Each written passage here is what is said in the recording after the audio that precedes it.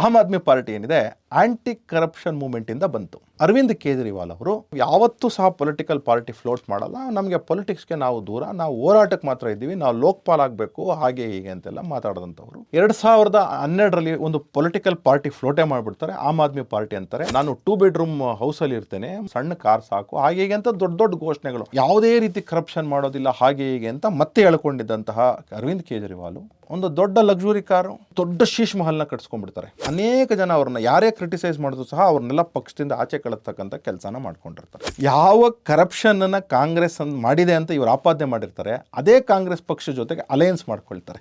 ನೈತಿಕತೆಯ ದಿವಾಲಿತನ ಆಗಿತ್ತು ಅರವಿಂದ್ ಕೇಜ್ರಿವಾಲ್ ಅವ್ರದ್ದು.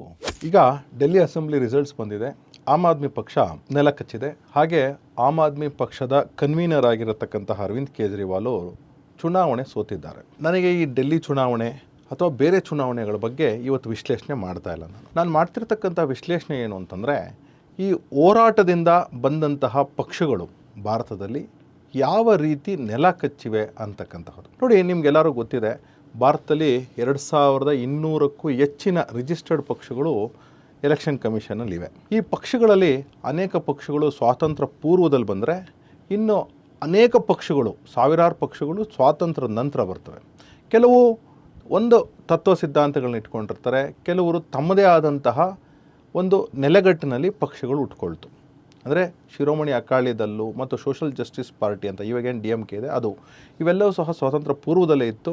ಹಾಗೆ ಕಮ್ಯುನಿಸ್ಟ್ ಪಕ್ಷ ಸ್ವಾತಂತ್ರ್ಯ ಪೂರ್ವದಲ್ಲೇ ಇತ್ತು. ಹಾಗೆ ಮುಸ್ಲಿಂ ಲೀಗು ಸಹ ಸ್ವಾತಂತ್ರ್ಯಕ್ಕೆ ಮುಂಚೆನೇ ಇತ್ತು. ಹಾಗೆ BJP ಒಂದು ಸಿದ್ಧಾಂತಿಕವಾಗಿ ಬಂತು. ಕಾಂಗ್ರೆಸ್ ಅಂತಕ್ಕಂಥದ್ದು ಪಕ್ಷ ಅನ್ನೋದಕ್ಕಿಂತ ಜಾಸ್ತಿ ಒಂದು ಹೋರಾಟದ ಅಂಬ್ರೆಲಾ ಆಗಿತ್ತು. ಆದರೆ ಅದು ವಿಸರ್ಜಿಸಬೇಕು ಅಂತ ಹೇಳಿದ್ರು ಸಹ ಮಹಾತ್ಮ ಗಾಂಧಿಯವರು ಹೇಳಿದ ಮೇಲೂ ಸಹ ನೆಹರು ಅವರನ್ನು ಕಂಟಿನ್ಯೂ ಮಾಡ್ತಾರೆ. ಬ್ರ್ಯಾಂಡ್ ಕಾಂಗ್ರೆಸ್ ಅಂತಕ್ಕಂಥದ್ದನ್ನ ಕಂಟಿನ್ಯೂ ಮಾಡಿ ಅದನ್ನು ಮ್ಯಾಕ್ಸಿಮಮ್ ಬೆನಿಫಿಟ್ನ ತೆಗೆದುಕೊಳ್ತಾರೆ. ಅದಾದಮೇಲೆ ಅನೇಕ ನಾಯಕರು ತಮ್ಮ ಭಿನ್ನಾಭಿಪ್ರಾಯಗಳಿಗೋಸ್ಕರ ಕಾಂಗ್ರೆಸ್ನ ಆಚೆ ಬಂದು ತಮ್ಮದೇ ಆದಂತಹ ಪಕ್ಷಗಳನ್ನು ಸೃಷ್ಟಿ ಮಾಡ್ಕೊಂಡಿದ್ದಾರೆ. ತೃಣಮೂಲ ಕಾಂಗ್ರೆಸ್ ಇರ್ಬೋದು, YSRCP ಇರ್ಬೋದು, ಮತ್ತು ಬೇರೆ ಬೇರೆ ಕಾಂಗ್ರೆಸ್ಗಳು ಸಹ ಇಡೀ ದೇಶಾದ್ಯಂತ ಇವೆ. ಹಾಗೆ ಎಮರ್ಜೆನ್ಸಿಯ ವಿರೋಧ ಹೋರಾಟ ಮಾಡಿ ಉಟ್ಕೊಂಡಂತಹ ಅನೇಕ ಪಕ್ಷಗಳು ತದನಂತರದಲ್ಲಿ ಒಂದು ಅಂಬ್ರೆಲಾದಿಂದ ಬಂದು ತದನಂತರದಲ್ಲಿ ಆಚೆ ಬಂದು ತಮ್ಮದೇ ಆದಂತಹ ಪಕ್ಷಗಳನ್ನು ಸೃಷ್ಟಿ ಮಾಡಿಕೊಂಡಂತಹ ಜನತಾ ಪರಿವಾರ ಅಂತ ಏನು ಹೇಳ್ತೀವಿ, ಆ ಪಕ್ಷಗಳು ಸಹ ಅನೇಕ ಪಕ್ಷಗಳು ಇಡೀ ಭಾರತದಲ್ಲಿವೆ. ಹಾಗೆ ಒಂದು ರೀಜನ್ ಮತ್ತು ಸ್ಪೆಸಿಫಿಕ್ ರೀಸನ್ನಿಂದ ಉಟ್ಕೊಂಡಿರ್ತಕ್ಕಂತಹ ಪಕ್ಷಗಳು ಸಹ ಅನೇಕ ಪಕ್ಷಗಳಿವೆ. ಆದರೆ ನಾನು ಇವತ್ತು ಉಲ್ಲೇಖ ಮಾಡಲಿಕ್ಕೆ ಹೊರಟಿರ್ತಕ್ಕಂತಹದ್ದು 2 ಪಕ್ಷಗಳ ಬಗ್ಗೆ, ಅಸ್ಸಾಂ ಗಣ ಪರಿಷತ್ ಅಂತ ಹೇಳಿ ಮತ್ತು ಆಮ್ ಆದ್ಮಿ ಪಾರ್ಟಿ. ಅಸ್ಸಾಂ ಗಣ ಪರಿಷತ್ತು ಒಂದು ವಿದ್ಯಾರ್ಥಿ ಮೂಮೆಂಟ್ ಇಂದ ಹುಟ್ಟಿ ತದನಂತರದಲ್ಲಿ ಸರ್ಕಾರಗಳನ್ನು ರಚನೆ ಮಾಡಿ ಹೇಗೆ ನೆಲ ಕಚ್ಚಿತು, ಹಾಗೆ Aam Aadmi Party anti corruption ಮೂಮೆಂಟಲ್ಲಿ ಬಂದು ಒಂದು ಪಕ್ಷವನ್ನು ರಚನೆ ಮಾಡಿಕೊಂಡು ಸರ್ಕಾರಗಳನ್ನು ರಚನೆ ಮಾಡಿ ಅದು ಯಾವ ರೀತಿ ನೆಲ ಕಚ್ಚುವ ಹಾದಿಯಲ್ಲಿದೆ ಅಂತಕ್ಕಂಥದ್ದು. 1947ರಲ್ಲಿ ನಮಗೆ ಸ್ವಾತಂತ್ರ್ಯ ಬರ್ತದೆ. ಆಗ ಪಾಕಿಸ್ತಾನ 2 ಭಾಗವಾಗಿ, ಅಂದರೆ ಈಸ್ಟ್ ಪಾಕಿಸ್ತಾನ ಮತ್ತು ವೆಸ್ಟ್ ಪಾಕಿಸ್ತಾನವಾಗಿ ಕನ್ವರ್ಟ್ ಆಗ್ತದೆ. ಭಾರತ ಮಧ್ಯದಲ್ಲಿರುತ್ತೆ. ವೆಸ್ಟ್ ಪಾಕಿಸ್ತಾನ ಮತ್ತು ಈಸ್ಟ್ ಪಾಕಿಸ್ತಾನದಲ್ಲಿ ಅನೇಕ ಜನ ಹಿಂದೂಗಳು ಇರ್ತಾರೆ, ಮುಸಲ್ಮಾನರು ಇರ್ತಾರೆ. ಆದರೆ ವೆಸ್ಟ್ ಪಾಕಿಸ್ತಾನ ಏನಿದೆ ಅದರಲ್ಲಿ ಅನೇಕ ಜನ ಹಿಂದೂಗಳು ಭಾರತಕ್ಕೆ ಬರ್ತಾರೆ, ಮುಸಲ್ಮಾನರು ಕೆಲವರು ಬೆರಳೆಣಿಕೆಯಷ್ಟು ಜನ ಅಲ್ಲಿ ಪಾಕಿಸ್ತಾನ್ಗೆ ಹೋಗ್ತಾರೆ. ಆದರೆ ಈಸ್ಟ್ ಪಾಕಿಸ್ತಾನದಲ್ಲಿ ಏನಿದೆ ಅಂದರೆ ಇವತ್ತು ಬಾಂಗ್ಲಾದೇಶ ಏನಿದೆ, ಅಲ್ಲಿ ಹಿಂದೂಗಳು ಒಂದಷ್ಟು ಜನ ಹಾಗೆ ಅಲ್ಲಿ ಉಳ್ಕೊಳ್ತಾರೆ. ಇವತ್ತಿಗೂ ಹಿಂದೂಗಳು ಇದ್ದಾರೆ ಅಲ್ಲಿ. ಮುಸಲ್ಮಾನರು ಸಹ ಕೆಲವರು ಏನು ಮಾಡ್ತಾರೆ ಅಂತಂದರೆ ಭಾರತದಿಂದ ಪಾಕಿಸ್ತಾನಕ್ಕೆ ಹೋಗಲ್ಲ, ಅಂದರೆ ಈಸ್ಟ್ ಪಾಕಿಸ್ತಾನಕ್ಕೆ ಹೋಗಲ್ಲ, ಆದರೆ ಈಸ್ಟ್ ಪಾಕಿಸ್ತಾನದಿಂದ ಭಾರತಕ್ಕೆ ಬರ್ತಕ್ಕಂಥ ಕೆಲಸಗಳನ್ನು ಮಾಡ್ತಾರೆ. ಇದು ಸತತವಾಗಿ 1952 ಹಿಡ್ಕೊಂಡು ಸತತವಾಗಿ ಆಗ್ತಾ ಬರ್ತಾ ಇರುತ್ತೆ. ಈ ಮೈಗ್ರೆಂಟ್ಸ್ ಯಾರು ಬಂದರು ಅವ್ರನ್ನೆಲ್ಲರನ್ನೂ ಸಹ ವೋಟರ್ ಲಿಸ್ಟಲ್ಲಿ ಸೇರಿಸ್ತಕ್ಕಂಥ ಕೆಲಸ ಮಾಡಿದ್ರು. ಇನ್ ಸ್ಪೆಸಿಫಿಕ್ ಹೇಳಬೇಕು ಅಂತಂದರೆ ಮುಸಲ್ಮಾನರನ್ನ ಯಾವುದೇ ದೇಶದಿಂದ ಬರಲಿ ವೋಟರ್ ಲಿಸ್ಟಿಗೆ ಸೇರಿಸ್ತಕ್ಕಂಥ ಕೆಲಸ ಕಾಂಗ್ರೆಸ್ ಮಾಡ್ಕೊಂಡು ಬಂತು ಅಂತಕ್ಕಂಥ ವಿಚಾರ. ಯಾಕೆ ಅಂದರೆ ಅವ್ರಿಗೆ ಒಂದು ಸ್ಟ್ರಾಂಗ್ ವೋಟ್ ಬ್ಯಾಂಕ್ ಇತ್ತು ಕಾಂಗ್ರೆಸ್ ಪಾರ್ಟಿಗೆ. ಅದು ಮುಸಲ್ಮಾನರ ವೋಟ್ ಬ್ಯಾಂಕ್ ಅಂತಕ್ಕಂಥದ್ದು ಪ್ರತಿಯೊಬ್ಬರಿಗೂ ಗೊತ್ತಿರೋ ವಿಚಾರ. ಇದು ನಾನು ಹೇಳ್ತಿರ್ತಕ್ಕಂಥ ವಿಚಾರ ಅಲ್ಲ, ಅನೇಕ ಪುಸ್ತಕಗಳು, ಅನೇಕ ಜನ ವಿಶ್ಲೇಷಕರು ಮಾತಾಡಿರ್ತಕ್ಕಂಥದ್ದು ಮತ್ತು ಪುಸ್ತಕಗಳಲ್ಲಿ ಬರೆದಿರ್ತಕ್ಕಂಥ ವಿಚಾರ. ತದನಂತರದಲ್ಲಿ ಏನಾಗ್ತದೆ ಅಂದರೆ 1971 ಏನು ಬಾಂಗ್ಲಾದೇಶ್ ಕ್ರಿಯೇಷನ್ ಆಗ್ತದೆ 1971ನಲ್ಲಿ, ಅದಾದಮೇಲೆ ನಡೆದಂಥ ಚುನಾವಣೆಯಲ್ಲೂ ಸಹ ಅನೇಕ ಜನ ವಲಸಿಗರು ಬರ್ತಾರೆ ಮತ್ತು ಚುನಾವಣೆಯಲ್ಲಿ ಕಾಂಗ್ರೆಸ್ ಪಕ್ಷಕ್ಕೆ ಸಪೋರ್ಟ್ ಮಾಡಿ ಕಾಂಗ್ರೆಸ್ ಪಕ್ಷ ಭಾರಿ ಬಹುಮತವನ್ನು ಪಡ್ಕೊಳ್ಳುತ್ತಲ್ಲಿ. ಇದೆಲ್ಲ ಯಾಕೆ ನಾನು ಹೇಳ್ತಾ ಇದ್ದೀನಿ ಅಂತ ಹೇಳಿದ್ರೆ, ಇದು ಮುಂದೆ ಒಂದು ದೊಡ್ಡ ಸಂಘರ್ಷಕ್ಕೆ ಕಾರಣವಾಗುತ್ತೆ. ಅಸ್ಸಾಂ ಗಣ ಪರಿಷತ್ ಹುಟ್ಕೊಳ್ಳೋಕ್ಕೂ ಕಾರಣವಾಗುತ್ತೆ. ಸೊ ತಮಗೆಲ್ಲರೂ ಗೊತ್ತಿದೆ, ಎಮರ್ಜೆನ್ಸಿ ಡಿಕ್ಲೇರ್ ಆದಮೇಲೆ ನಡೆದಂತಹ 1977 ಚುನಾವಣೆಯಲ್ಲಿ ಇಂದಿರಾ ಗಾಂಧಿಯವರು ಚುನಾವಣೆ ಸೋಲ್ತಾರೆ. ಜನತಾ ಪಾರ್ಟಿ ಇಡೀ ದೇಶಾದ್ಯಂತ ಅಧಿಕಾರಕ್ಕೆ ಬರ್ತದೆ. ಹಾಗೆ ಅಸ್ಸಾಂನಲ್ಲೂ ಸಹ ನಡೆದಂತಹ 1978 ನಡೆದಂತಹ ವಿಧಾನಸಭೆ ಚುನಾವಣೆಯಲ್ಲಿ ಜನತಾ ಪಾರ್ಟಿ ಏನಿದೆ ಅದು ಅಧಿಕಾರಕ್ಕೆ ಬರುತ್ತೆ. ಗೋಲು ಬರೂಡ ಅನ್ನತಕ್ಕಂಥವರು ಮುಖ್ಯಮಂತ್ರಿ ಆಗ್ತಾರೆ. ಆಗ ಯಾರು ಈ ಮೈಗ್ರೆಂಟ್ಸ್ ಬಂದಿರ್ತಾರೆ ಅವ್ರನ್ನ ತೆಗಿಬೇಕು ಲಿಸ್ಟಿಂದ ಅಂತ ಹೇಳಿ ಅಲ್ಲಲ್ಲಿ ಚರ್ಚೆ ಆಗುತ್ತೆ. ಆಗ ಸ್ಟೂಡೆಂಟ್ಸ್ ಯೂನಿಯನ್ ಏನಿತ್ತು ಅಸ್ಸಾಂನಲ್ಲಿ, ಯೂನಿವರ್ಸಿಟಿನಲ್ಲಿದ್ದಂತಹ ಸ್ಟೂಡೆಂಟ್ಸ್ ಯೂನಿಯನ್ ಎಲ್ಲನೂ ಸಹ ಒಂದು ಒಟ್ಟುಗೂಡ್ತಕ್ಕಂತಹ ಕೆಲಸ ಆಗುತ್ತೆ. ಒಟ್ಟುಗೂಡಿ ಹೌದು ಮೈಗ್ರೆಂಟ್ಸು ಈ ದೇಶದಲ್ಲಿ ತುಂಬ ಜನ ಇದ್ದಾರೆ, ಇನ್ ಸ್ಪೆಸಿಫಿಕ್ ಅಸ್ಸಾಂನಲ್ಲಿ ತುಂಬ ಜನ ಇದ್ದಾರೆ, ಅವ್ರನ್ನೆಲ್ಲನೂ ಸಹ ನಾವು ಲಿಸ್ಟಿಂದ ತೆಗಿಬೇಕು. ಇಲ್ಲ ಅಂದರೆ ನಮ್ಮ ಡೆಮೋಗ್ರಫಿಕಲ್ ಚೇಂಜ್ ಏನಾಗ್ತಿದೆ ಅದು ತುಂಬ ಜಾಸ್ತಿ ಆಗುತ್ತೆ. ಅಂದರೆ ಈಗ ನಮಗೆಲ್ಲ ಗೊತ್ತಿದೆ ಅಸ್ಸಾಂನಲ್ಲಿ ಯಾವ ರೀತಿ ಇದೆ ಅಂತ ಹೇಳಿ. ಒಂದು 5-6 ಡಿಸ್ಟ್ರಿಕ್ಟ್ಸಲ್ಲಿ 50%ಗಿಂತ ಜಾಸ್ತಿ ಮುಸಲ್ಮಾನರಿದ್ದಾರೆ, ಒಂದು ಡಿಸ್ಟ್ರಿಕ್ಟಲ್ಲಿ 70%ಗಿಂತ ಜಾಸ್ತಿ ಮುಸಲ್ಮಾನರಿದ್ದಾರೆ. ಅವ್ರು ಯಾರೂ ಸಹ ಭಾರತೀಯ ಮುಸಲ್ಮಾನರಲ್ಲ, ಬಾಂಗ್ಲಾದೇಶದಿಂದ ಅಥವಾ ಭೂಟಾನಿಂದ ಬಂದಿರತಕ್ಕಂಥ ಮುಸಲ್ಮಾನರು ಅಂತ ಹೇಳಿ. ಇದು ಒಂದು ಸಣ್ಣ ಕೂಗು ಬರ್ತಾ ಇರುತ್ತೆ. ಇದೇ ಸಂದರ್ಭದಲ್ಲಿ 1979ರಲ್ಲಿ ಅಂದರೆ ಆಗ ಜನತಾ ಪಾರ್ಟಿಯ ಸರ್ಕಾರ ಬಿದ್ದು ಹೋಗುತ್ತೆ. ಜೋಗೇಂದ್ರನಾಥ್ ಹಜಾರಿಕಾ ಅನ್ನೋರನ್ನ ಮುಖ್ಯಮಂತ್ರಿಗಳಾಗಿ ಮಾಡಿರ್ತಾರೆ. ಅವ್ರದ್ದು 93 ದಿನಗಳ ಸರ್ಕಾರ, ಅವ್ರದ್ದು ಸಹ ಸರ್ಕಾರ ಬಿದ್ದೋಗುತ್ತೆ. ಸರ್ಕಾರ ಬಿದ್ದೋದಾಗ ಅಲ್ಲಿ ಪ್ರೆಸಿಡೆಂಟ್ ರೂಲ್ನ ಹಾಕಲಾಗಿರುತ್ತೆ. ಇದೇ ಸಂದರ್ಭದಲ್ಲಿ ಕೇಂದ್ರದಲ್ಲಿ ಮೊರಾರ್ಜಿ ದೇಸಾಯಿಯವರ ಸರ್ಕಾರ ಸ್ವಲ್ಪ ಅಳ್ಳಾಡ್ತಾ ಇರುತ್ತೆ. ಆಗ ಅಸ್ಸಾಂನ ಒಂದು ಲೋಕಸಭಾ ಕ್ಷೇತ್ರದಲ್ಲಿ ಅಂದರೆ ಮೊಂಗೊಲ್ ದಾಯ್ ಲೋಕಸಭಾ ಕ್ಷೇತ್ರದ ಸಂಸದರು ತೀರಿ ಹೋಗ್ತಾರೆ. ಇಮಿಡಿಯೇಟಾಗಿ ಅಲ್ಲಿ ಚುನಾವಣೆ ಮಾಡಬೇಕು ಅಂತ ಹೇಳಿ ಚುನಾವಣೆ ಆಯೋಗ ನಿರ್ಧಾರ ಮಾಡುತ್ತೆ ಮತ್ತು ಚುನಾವಣೆ ಆಯೋಗದ ಹೊಸ ಪರಿಷ್ಕೃತ ಚುನಾವಣೆ ಪಟ್ಟಿಯನ್ನು ಕೊಡ್ತೀವಿ ಅಂತಂದರೆ ಮತದಾರರ ಪಟ್ಟಿಯನ್ನು ಕೊಡ್ತೀವಿ ಅಂತ ಹೇಳ್ತಾರೆ. 47,000 ಹೆಸರುಗಳನ್ನು ಸೇರಿಸಲಾಗಿದೆ ಅಂತ ಹೇಳಿ ಆಪಾದನೆ ಬರುತ್ತೆ. ಆಪಾದನೆ ಬಂದ ಕೂಡಲೇ 26,000 ಹೆಸರುಗಳನ್ನು ಮಾತ್ರ ಸೇರಿಸಿ ಮಿಕ್ಕಿದ ಹೆಸರುಗಳನ್ನು ಕೈ ಬಿಡಲಾಗ್ತದೆ. ಅಂದರೆ ಇದು ಏನಾಗ್ತದೆ ಅಂದರೆ ಈ ಹೆಸರುಗಳನ್ನ ಸೇರಿಸಿದ ಕೂಡಲೇ ಇಲ್ಲಿ ಮೋಸ ನಡೀತಿದೆ, ಮೈಗ್ರೆಂಟ್ಸು ಬಂದು ವೋಟರ್ ಲಿಸ್ಟಲ್ಲಿ ಸೇರಿದ್ದಾರೆ ಅಥವಾ ಸೇರ್ಕೊಳ್ತಾ ಇದ್ದಾರೆ ಅಂತ ಹೇಳಿ ಒಂದು ದೊಡ್ಡ ಮೂಮೆಂಟ್ ಸ್ಟಾರ್ಟ್ ಆಗುತ್ತೆ. 8th ಜೂನ್ 1979 ಇಡೀ ಅಸ್ಸಾಂನಲ್ಲಿ 12 ಗಂಟೆಗಳ ಬಂದನ್ನು ಕರೆ ಕೊಡಲಾಗ್ತದೆ. ಆಗ ಸ್ಟೂಡೆಂಟ್ಸ್ ಎಲ್ಲರೂ ಸಹ ಈ ಬಂದ್ನಲ್ಲಿ ತುಂಬ ಸ್ಟ್ರಾಂಗ್ ಆಗಿ ಪ್ರೊಟೆಸ್ಟ್ ಮಾಡಿರ್ತಾರೆ. 26 ಆಗಸ್ಟ್ 1979ರಲ್ಲಿ ಆಲ್ ಅಸ್ಸಾಂ ಸ್ಟೂಡೆಂಟ್ಸ್ ಮೂಮೆಂಟ್ ಅಂತಕ್ಕಂಥದ್ದು ಏನಾಗುತ್ತೆ ಅಂದರೆ ಎಲ್ಲರೂ ಒಂದು ಸಭೆ ಸೇರ್ತಾರೆ. ಸಭೆ ಸೇರಿ ಇದನ್ನು ಆಲ್ ಅಸ್ಸಾಂ ಗಣ ಸಂಘರ್ಷ ಪರಿಷತ್ ಅಂತ ಹೇಳಿ ಘೋಷಣೆ ಮಾಡ್ತಾರೆ. ಅಷ್ಟರ ಮಧ್ಯದಲ್ಲಿ ಡೆಲ್ಲಿನಲ್ಲಿ ಮೊರಾರ್ಜಿ ದೇಸಾಯಿಯವರ ಆದ ನಂತರ ಚೌಧರಿ ಚರಣ್ ಸಿಂಗ್ ಅವರ ಸರ್ಕಾರವೂ ಸಹ ಬಿದ್ದೋಗಿರುತ್ತೆ ಮತ್ತು ಕೇಂದ್ರದಲ್ಲಿ ಚುನಾವಣೆ ಘೋಷಣೆಗಳನ್ನು ಮಾಡಿರ್ತಾರೆ. ನವೆಂಬರ್ 26, 1979 ಆಗ ಇನ್ನೇನು ಕೇಂದ್ರದಲ್ಲಿ ಚುನಾವಣೆ ನಡೀತಾ ಇರಬೇಕಾಗ ಚುನಾವಣೆ ನಡೀತಕ್ಕಂತಹ ಸಂದರ್ಭ ಬಂದಿರುತ್ತೆ. ಆಗ ಚುನಾವಣೆ ಆಯೋಗ ಈ ಮೊಂಗೊಲ್ ದಾಯ್ ಲೋಕಸಭಾ ಚುನಾವಣೆ ಕ್ಷೇತ್ರನ ರದ್ದು ಮಾಡಿ ನಾವು ಜನರಲ್ ಎಲೆಕ್ಷನ್ಸ್ಗೆ ಹೋಗ್ತಾ ಇದ್ದೀವಿ, ಅದರಿಂದಾಗಿ ಈ ಬೈ ಎಲೆಕ್ಷನ್ ನಡೀಲಿಕ್ಕಿಲ್ಲ ಅಂತ ಹೇಳುತ್ತೆ. ಅದರಿಂದಾಗಿ 17 ನವೆಂಬರ್ 1979 ಒಂದು ಇಡೀ ಅಸ್ಸಾಂನಲ್ಲಿ ಒಂದು ದೊಡ್ಡ ಹೋರಾಟ ಆಗುತ್ತೆ. ತತ್ಸುಮಾರು 20 ಲಕ್ಷ ಜನ ಈ ಹೋರಾಟದಲ್ಲಿ ಪಾಲ್ಗೊಳ್ತಾರೆ. ಪರಿಷ್ಕೃತ ಮತದಾರರ ಪಟ್ಟಿ ಆಗಬೇಕು, ಯಾರು ಇಲ್ಲೀಗಲ್ ಇಮಿಗ್ರೆಂಟ್ಸ್ ಇದ್ದಾರೆ ಅವ್ರನ್ನೆಲ್ಲರನ್ನೂ ಸಹ ಕೈ ಬಿಡಬೇಕು ಮತ್ತು ಅವ್ರನ್ನ ವಾಪಸ್ ಕಳಿಸ್ಬೇಕು ಅಂತ ಹೇಳಿ ಈ ಸತ್ಯಾಗ್ರಹ ದೊಡ್ಡ ಮಟ್ಟಕ್ಕಾಗತ್ತೆ. ಹಾಗೆ 1980 ಜಾನ್ವರಿನಲ್ಲಿರ್ತಕ್ಕಂತಹ ಚುನಾವಣೆ, ಲೋಕಸಭಾ ಚುನಾವಣೆ ಏನಿದೆ ಅದನ್ನು ನಾವು ಬಹಿಷ್ಕಾರ ಮಾಡ್ತೀವಿ ಅಂತ ಈ ಸತ್ಯಾಗ್ರಹಿಗಳು ಹೇಳ್ತಾರೆ. ಹಾಗೆ 26 ನವೆಂಬರ್ 1979 ಪ್ರೆಸಿಡೆಂಟ್ ಆಫ್ ಇಂಡಿಯಾಗೆ ಒಂದು ಮನವಿಯನ್ನು ಕೊಡ್ತಾರೆ. ಚುನಾವಣೆ ಇಲ್ಲಿ ನಡೆಸಬಾರ್ದು, ಮತದಾರ ಪರಿಷ್ಕೃತ ಪಟ್ಟಿ ಆಗೋವರೆಗೂ, ಮತ್ತು ಈ ಪರಿಷ್ಕೃತ ಪಟ್ಟಿ ಏನಿದೆ ಅದು 1951 ಸೆನ್ಸಸ್ ಪ್ರಕಾರ ಮತ್ತು ಅಲ್ಲಿವರೆಗೂ ಬಂದಿದ್ದಂತಹ ಮೈಗ್ರೆಂಟ್ಸ್ನ ಮಾತ್ರ ಗಮನದಲ್ಲಿ ಇಟ್ಕೊಬೇಕು ಅಂತ ಹೇಳ್ತಾರೆ. ಆಗ ಚುನಾವಣೆ ನಾವು ನಡೆಸ್ತೀವಿ ಅಂತ ಹೇಳ್ತಾರೆ. ಯಾರು? ಕೇಂದ್ರ ಸರ್ಕಾರ ಮತ್ತು ಚುನಾವಣೆ ಆಯೋಗ.